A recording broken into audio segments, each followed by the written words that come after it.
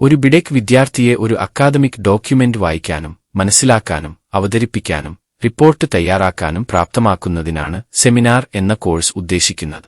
BTech വിദ്യാർത്ഥിയെ peer review ചെയ്ത ജേണലുകൾ, conference, പുസ്തകങ്ങൾ, പ്രോജക്റ്റ് റിപ്പോർട്ടുകൾ മുതലായവ ഉൾപ്പെടെയുള്ള ലിറ്ററേച്ചർ സെർച്ച് ചെയ്യുകയും അവന്റെ സെമിനാർ ഗൈഡുമായി കൂടിയാലോചിച്ച് അവന്റെ ഇൻട്രസ്റ്റിംഗ് ഏരിയയിൽ ഉചിതമായ ഒരു പേപ്പർ, തീസിസ്, റിപ്പോർട്ട് ഐഡന്റിഫൈ ചെയ്യാം എന്ന് ഈ കോഴ്സ് സഹായിക്കുന്നു.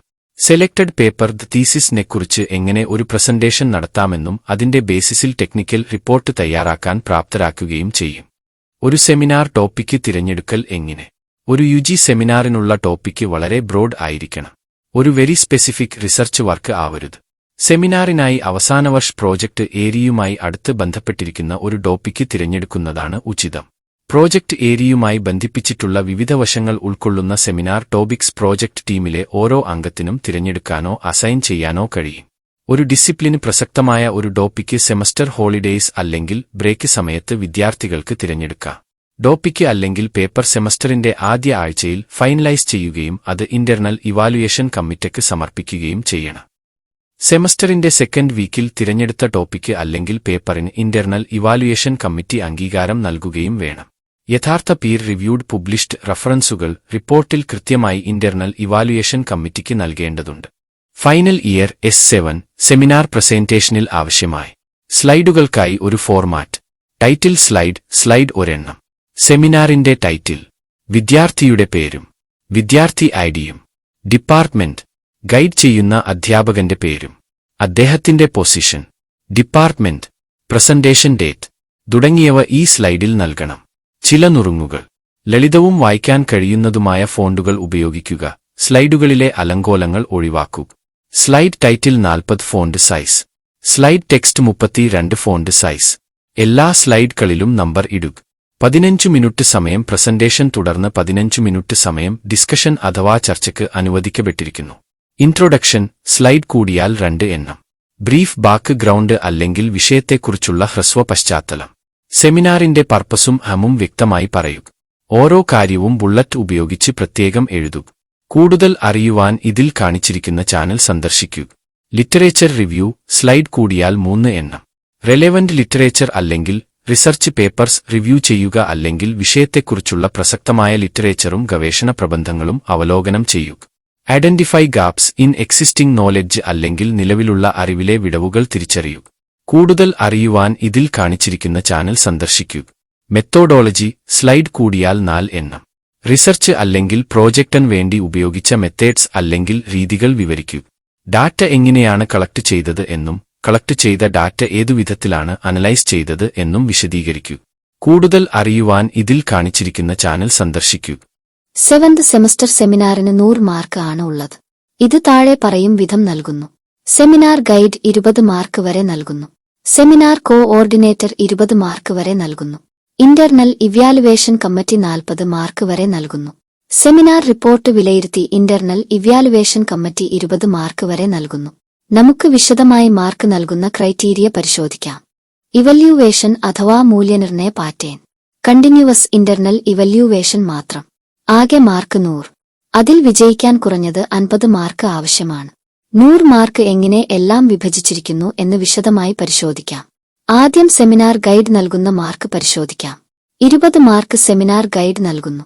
ഇത് എങ്ങനെ നൽകും എന്ന് നോക്കാം. ബാക്ക് ഗ്രൗണ്ട് നോളജ് അഥവാ പശ്ചാത്തല പരിജ്ഞാനം എത്രത്തോളം എന്ന് കണക്കാക്കി 10 മാർക്ക് വരെ നൽകും. തിരഞ്ഞെടുത്ത വിഷയത്തെക്കുറിച്ചുള്ള വിദ്യാർത്ഥിയുടെ പശ്ചാത്തല അറിവിനെ അടിസ്ഥാനമാക്കി ഗൈഡ് ഒരു വിദ്യാർത്ഥിക്ക് അർഹമായ മാർക്ക്, അതായത് 10 മാർക്ക് വരെ നൽകും.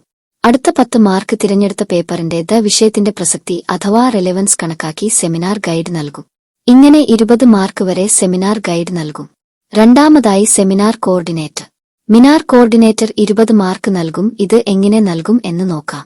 സെമിനാർ ഡയറി കൃത്യമായി പരിപാലിക്കുന്ന വിദ്യാർത്ഥികൾക്ക് 10 മാർക്ക് വരെ നൽകുന്നു. ഓരോ വിദ്യാർത്ഥിയും ഒരു സെമിനാർ ഡയറി സൂക്ഷിക്കണം. സെമിനാർ ഗൈഡ് തന്റെ വിദ്യാർത്ഥിയുടെ സെമിനാർ പ്രവർത്തനത്തിന്റെ പുരോഗതി ആഴ്ചതോറും നിരീക്ഷിക്കുകയും വിദ്യാർത്ഥിയുമായുള്ള പ്രതിവാര അഥവാ വീക്കിലി മീറ്റിംഗിൽ സെമിനാർ ഡയറിയിലെ എൻട്രികൾ രേഖപ്പെടുത്തണം. ഇത് സെമിനാർ കോർഡിനേറ്റർ അംഗീകരിക്കുകയും 10 മാർക്ക് വരെ നൽകുകയും ചെയ്യും. സെമിനാർ ക്ലാസുകളിലെ അറ്റൻഡൻസ് അഥവാ ഹാജർ അടിസ്ഥാനമാക്കി സെമിനാർ കോർഡിനേറ്റർ 10 മാർക്ക് വരെ നൽകും. ഇങ്ങനെ 20 മാർക്ക് വരെ സെമിനാർ കോർഡിനേറ്റർ നൽകും. സെമിനാർ പ്രസന്റേഷൻ അഥവാ സെമിനാർ അവതരണം അടിസ്ഥാനമാക്കി ഇന്റർണൽ ഇവാലുവേഷൻ കമ്മിറ്റി 40 മാർക്ക് വരെ നൽകും. താഴെ പറയുന്ന 4 ഘടകങ്ങൾ അടിസ്ഥാനപ്പെടുത്തി ആകും ഇന്റർണൽ ഇവാലുവേഷൻ കമ്മിറ്റി മാർക്ക് നൽകുന്നത്. ഒന്നാമതായി ക്ലാരിറ്റി ഓഫ് പ്രസന്റേഷൻ അഥവാ അവതരണത്തിന്റെ വ്യക്തത അടിസ്ഥാനമാക്കി 10 മാർക്ക് വരെ നൽകും.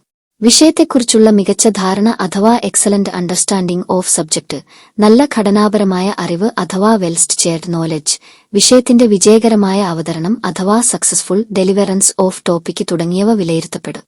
ഇന്ററാക്ഷൻ അഥവാ ഇടപെടലുകൾ അടിസ്ഥാനമാക്കി 10 മാർക്ക് വരെ ഇന്റർണൽ ഇവാലുവേഷൻ കമ്മിറ്റി നൽകും. ഒരു വിദ്യാർത്ഥിയുടെ സെമിനാറിന്റെ അവതരണത്തിന്റെ ഇന്ററാക്ഷൻ അഥവാ ക്വസ്റ്റ്യൻ ആൻസർ സെഷനിൽ ചോദ്യങ്ങൾക്ക് ഉത്തരം നൽകാനുള്ള വിദ്യാർത്ഥിയുടെ കഴിവിനെ അടിസ്ഥാനമാക്കിയുള്ളതാണ് തുടർന്നുള്ള 10 മാർക്ക്. ഓവറോൾ പാർട്ടിസിപ്പേഷൻ അഥവാ മൊത്തത്തിലുള്ള പങ്കാളിത്തം അടിസ്ഥാനമാക്കി 10 മാർക്ക് വരെ നൽകും. മറ്റ് വിദ്യാർത്ഥികളുടെ അവതരണങ്ങളുടെ ഇന്ററാക്റ്റീവ് അഥവാ സംവേദനാത്മക സെഷനുകളിൽ ഒരു വിദ്യാർത്ഥിയുടെ പങ്കാളിത്തം അടിസ്ഥാനമാക്കി ഇന്റർണൽ ഇവാലുവേഷൻ കമ്മിറ്റി 10 മാർക്ക് വരെ നൽകും. സ്ലൈഡുകളുടെ ക്വാളിറ്റി അഥവാ ഗുണനിലവാരം വിലയിരുത്തി ഇന്റർണൽ ഇവാലുവേഷൻ കമ്മിറ്റി 10 മാർക്ക് വരെ നൽകും. മുകളിൽ പറഞ്ഞ 4 ഘടകങ്ങൾ അടിസ്ഥാനപ്പെടുത്തി ആകും ഇന്റർണൽ ഇവാലുവേഷൻ കമ്മിറ്റി 40 മാർക്ക് വരെ നൽകുന്നത്. സെമിനാർ പ്രസന്റ് ചെയ്ത ഓരോ വിദ്യാർത്ഥിയും സെമിനാർ റിപ്പോർട്ട് നിർബന്ധമായും നൽകേണ്ടതുണ്ട്. സമർപ്പിക്കപ്പെട്ട സെമിനാർ റിപ്പോർട്ട് വിലയിരുത്തി ഇന്റർണൽ ഇവാലുവേഷൻ കമ്മിറ്റി 20 മാർക്ക് വരെ നൽകും. ഇന്റർണൽ ഇവാലുവേഷൻ കമ്മിറ്റി ഇതിനായി സമർപ്പിക്കപ്പെട്ട സെമിനാർ റിപ്പോർട്ടിന്റെ സാങ്കേതിക ഉള്ളടക്കം അഥവാ ടെക്നിക്കൽ കണ്ടന്റ്, ഓവറോൾ ക്വാളിറ്റി അഥവാ മൊത്തത്തിലുള്ള ഗുണനിലവാരം, പിന്തുടരുന്ന അല്ലെങ്കിൽ ഫോളോവേഡ് ടെംപ്ലേറ്റുകൾ, റഫറൻസുകളുടെ പര്യാപ്തത അല്ലെങ്കിൽ അഡീക്വസി ഓഫ് റെഫറൻസ് മുതലായവ വിലയിരുത്തി ഇന്റർണൽ ഇവാലുവേഷൻ കമ്മിറ്റി 20 മാർക്ക് വരെ നൽകും. ഒരു സെമിനാർ ടോപ്പിക്ക് തിരിഞ്ഞു എടുക്കാനും സ്ലൈഡ് പ്രിപ്പയർ ചെയ്യാനും നമ്മൾ ഇപ്പോൾ കൂടുതൽ അറിഞ്ഞു. സെമിനാർ ഇവാലുവേറ്റ് ചെയ്യുന്ന രീതികളും നമ്മൾ മനസ്സിലാക്കി. ഇനി വേഗം ഗൈഡിനെ കണ്ടെത്തി ടോപ്പിക്ക് സെലക്ട് ചെയ്ത് സെമിനാർ പ്രസന്റ് ചെയ്യൂ. എല്ലാ വിജയ ആശംസകളും നേരുന്നു.